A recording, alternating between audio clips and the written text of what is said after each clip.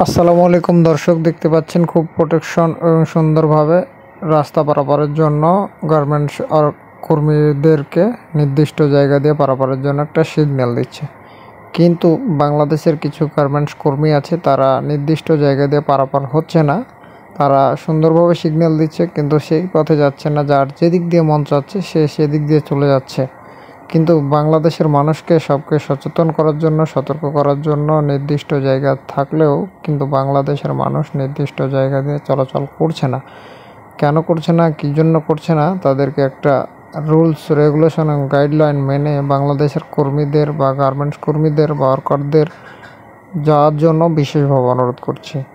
তবে কিছু কিছু মানুষ আছে খুব নির্দিষ্ট এক পাশ দিয়ে হেঁটে গার্মেন্টস প্রতিষ্ঠানে যাচ্ছে, আর কিছু কিছু মানুষ নির্দিষ্ট ফুটওভার ব্রিজ থাকা সত্ত্বেও মানুষ নির্দিষ্ট জায়গা দিয়ে চলাচল করছে না।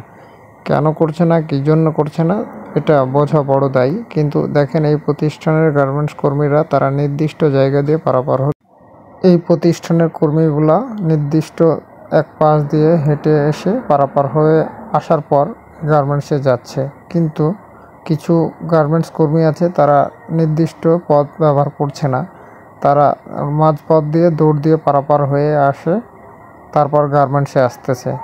তবে প্রত্যেকটা গার্মেন্টস প্রতিষ্ঠানের উচিত তাদেরকে নির্দিষ্ট একটা জায়গা দিয়ে পারাপার হওয়ার জন্য বিশেষভাবে অনুরোধ করুন।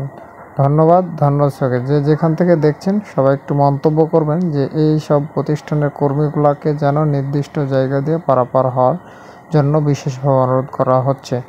ধন্যবাদ সবাইকে। এইভাবে যদি মানুষ নির্দিষ্টভাবে যদি এক পাশ দিয়ে হেঁটে আসে, তাহলে অসংখ্য ধন্যবাদ তাদেরকে।